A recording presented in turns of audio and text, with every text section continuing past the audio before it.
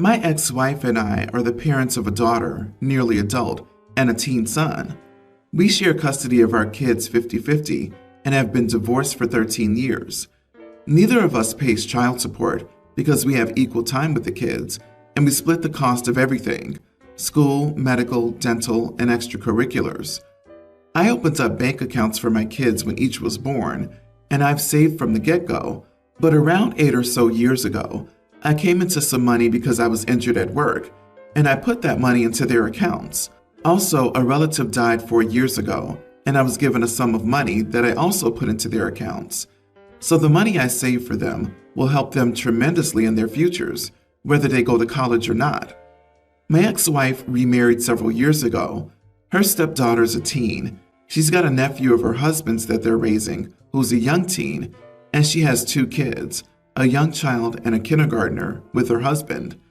My ex-wife wanted to talk to me about college for our kids and told me that she and her husband had told all of their kids that community college would be the most affordable option for them and that they would get as much help as possible, but a more expensive school would be tough on them.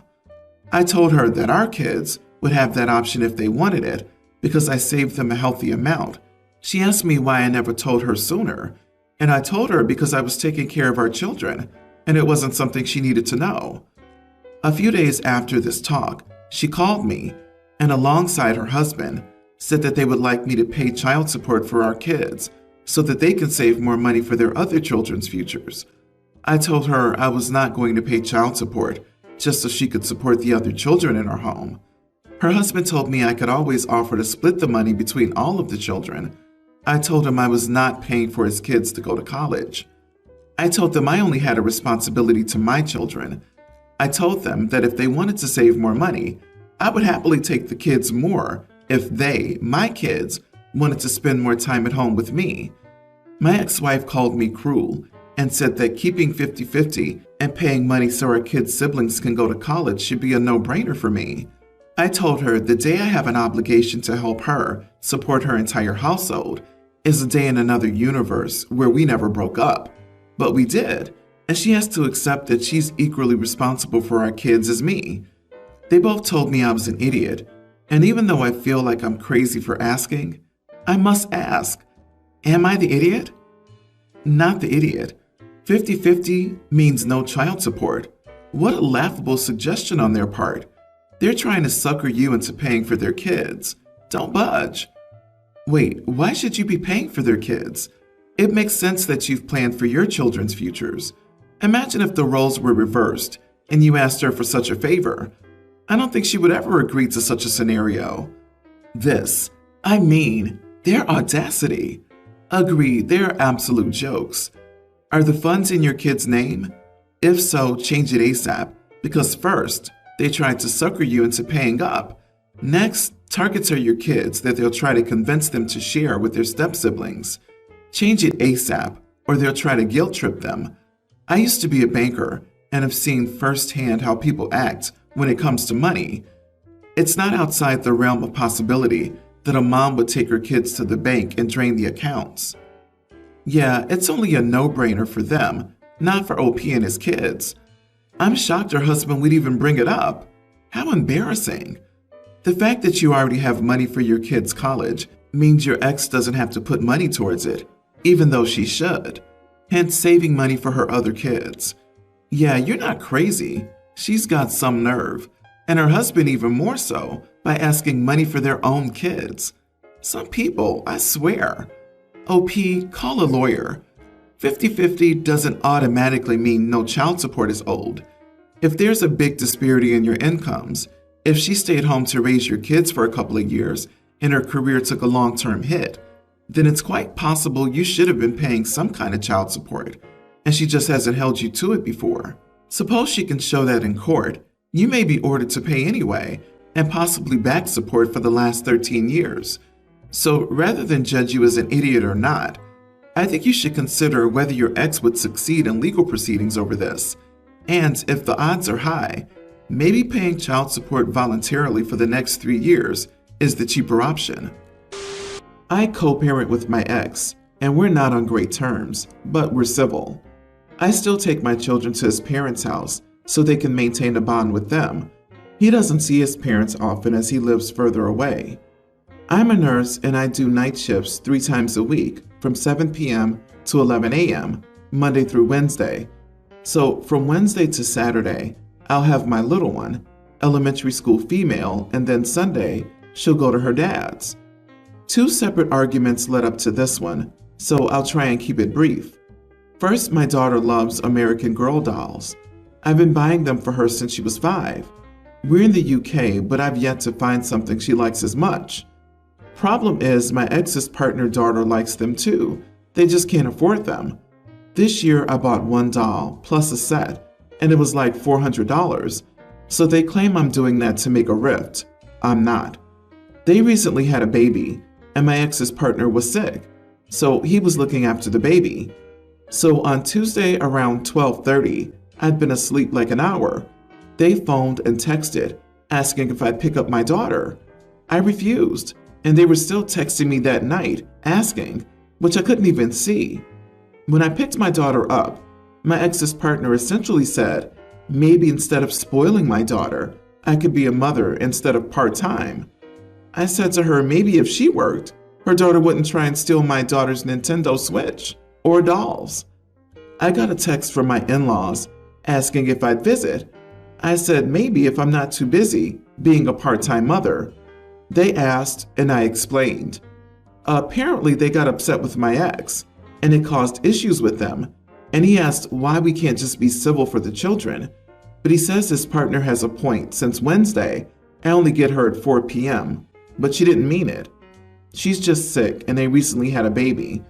Am I the idiot? Probably irrelevant how much I spent on the doll, but my ex did decide to Google it when I told him, so as far as I see it, they wouldn't have otherwise known.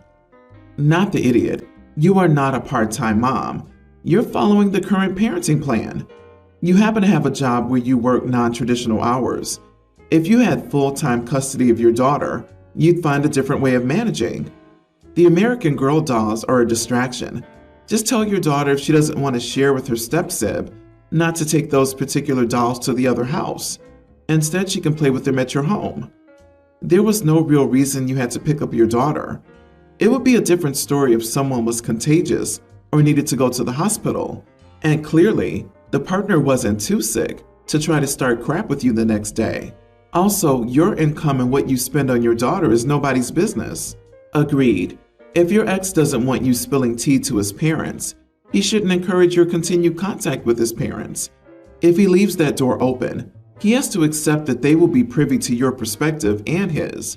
This doesn't give you carte blanche to stir up trouble, but it's silly not to expect that a deep cut like part-time mother wouldn't get around. I, female 50s, have a sister, 40s, who sees herself as a my family lives in a camper van Instagram influencer. In 2020, she, her husband, and their 4 kids moved into a camper. They homeschool the kids, travel all over the US, etc. They come to visit for holidays, but we don't see them besides that. My husband and I are the opposite. We have 4 kids and live in a big, beautiful house in Colorado. So the issue is, my sister and her family came over for Thanksgiving and spent the night. My sister's oldest, male and female young teen twins, slept in my daughter's and son's rooms with them. In the morning, my niece and my sister got into a big argument, with my niece being incredibly angry at her mother for making her live in a camper when she could have so much more space and not have to share so much with her brothers. They all sleep in the same area and be able to have more clothes, friends, and extracurricular activities. I asked what was going on, and according to my sister, this had been an argument for a while. Money's not an issue. They had a house before and sold it for a massive amount of money. My sister has a trust fund and a job, and she likes living in a camper. After a brief conversation with my husband and my children, we offered, in private to my sister, to take my eldest niece in. We have extra guest rooms and could make one a bedroom for her. There are great schools in our area. We'd pay for everything for her, etc. She instantly said no, that she knew what was best for her daughter. She would miss her siblings. We didn't mention it again. Well, my youngest, young female teen, told her cousin about the offer. She was very happy but angry that her mother hadn't brought it up. She told my sister that if she made her come live in the camper again, she'd never do anything her mother wanted because it was unfair that her mother wasn't letting her have a true childhood. While I don't condone tantrums like that, I understood where she was coming from and helped convince my sister. When her twin brother found out, he wanted to stay too. My sister asked him what she was supposed to do without them, how she was going to care for the younger siblings without them, talking about missing out on family trips, etc. But my nephew didn't change his mind. We agreed to a trial period of 3 weeks, which ended 3 days ago. My sister came back, fully expecting her kids to want to come back with her, but they flat out refused to even get in the camper. My sister is very angry. She said that I was supposed to make them want to live with her, and that I was a horrible sister for treating her like this. She said I should kick them out, but I said no. She said that I'm a massive idiot and told her kids not to expect her to come back for them when they get tired of maximalism. Now her kids are sad, but they still don't want to leave, and I'm worried I've ruined my relationship with my sister. Am I the idiot? Edit. We have temporary guardianship signed by my sister. Her husband came over after they left, and we filled out the power of attorney forms, got the things we needed to put them in school, etc., and he took them back and had her sign them so that we should be all clear. My brother is an attorney, and he helped us out with the forms as well. Not the idiot. Your sister sounds selfish and like a bit of a lunatic. Camper life is glorified homelessness. She wants to live this way, but her children do not. They need a stable home, friends, family, and education. Living like nomads is not something most kids can do. End of the day, you're helping your niece and nephew out. You're not beholden to your sister or supposed to do anything but help the kids. Yeah, you've strained your relationship with her, but that relationship is not worth the health of these kids. Glorified is the key word. I get it, it's a nice camper, but traveling all over the place and not having roots is basically one of the effects of homelessness. I'll go a step further and say it's a low-key form of child abuse. The kids are being denied structure and opportunities like friends, sports, and extracurricular activities. Your sister is a selfish person. She's putting her wants and needs over her children, which is something a good parent never does. My sister asked him what she was supposed to do without them, how she was going to care for the younger siblings without them. This sounds like parentification, which is not a good thing for the twins. They should be living a teenager's life and only helping to look after younger sibs and kids if they're paid babysitters, and only for a few hours a week. The kids were miserable living in a camper. Of course they wanted to escape, given half a chance. I, female 22, live in a 2-bedroom apartment with my roommate, Helen, 22. Helen's birthday was days ago, and she had plans to invite her parents to celebrate in the apartment. She asked if I could leave the apartment to give her and her parents privacy. I said, no. We started arguing. She asked that I respect her wishes on her birthday, but I cut the argument and left for school. I saw that her parents had arrived with 3 big bags on my way out of the door. I come back at 11, and when I try to enter my room, Helen stops me immediately. I ask, "What's up?" And she says to me, "You can't go in there, my room. My parents are sleeping," then points towards the couch and says to me, "Where you can spend the night on the couch. I got your pillow and blanket." I pick my jaw off the floor, figuratively, and ask if she was serious, then tell her I'm sleeping in my room and her parents need to get the heck out. I started banging on the door while Helen yells that I was being awfully rude and disrespectful to her parents and her birthday. Her mom comes out in a robe asking what was going on, then proceeds to ask if I had been drinking and whether I was legally allowed to drink at this age. Go figure. I tell her to get herself and her husband out of my room. Helen tells me her parents traveled a distance to be with her and they deserve to rest. I tell her maybe they should go get a freaking hotel. Her mom then goes on about how rude I was. Then when the argument escalates, she tries to call the landlord, telling them that they're trying to sleep and their daughter's inebriated roommate was causing a scene. She goes on to threaten to call the police for disturbance. Helen's dad comes out demanding quiet. Moments later, the landlord stops by to see what's up, and Helen and her mom start complaining about me, throwing a rage fit and scaring them, claiming I had been drinking and saying I'm mentally unstable and suggesting I get kicked out. The landlord then tells Helen and her mom that I'm a legal tenant and that the room is mine, and that they had to get out of the whole apartment after what they did. Helen and her parents start arguing with the landlord, then he threatens them with the cops. They start getting ready to leave as Helen is crying, begging me to let her parents stay. Long story short, they got kicked out at 12 a.m. Helen unloaded on me, saying I ruined her birthday and made her parents leave in the middle of the night and be lost in a city they don't know well. I also ruined her plans since they wanted to stay for the weekend. I entered my room and shut the door. Helen stopped talking to me after that and had friends from college shame me for making such a scene. Am I the idiot? Not the idiot. Oh my goodness. I don't understand why they couldn't just sleep in her room. They're her parents. She should be the one on the couch. Helen and her parents are bonkers. Girl, you gotta move out ASAP or get a new roommate. You or Helen have to go. It's your room. Why couldn't her parents get a hotel room? Just because it's her birthday doesn't make her entitled to your space that you pay rent for.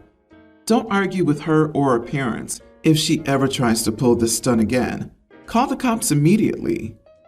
Your room is your personal space which you paid for, and I'm so glad your landlord reinforced that and didn't put up with Helen's massive entitlement. Any friends you lost from this either got a massively biased version of the story, were never your friends to begin with, or both. Take the opportunity to thank the universe for taking out the trash and find new friends who will appreciate and respect you as a human being. As for now, ask the landlord if you can put a lock on your bedroom door if there isn't one already.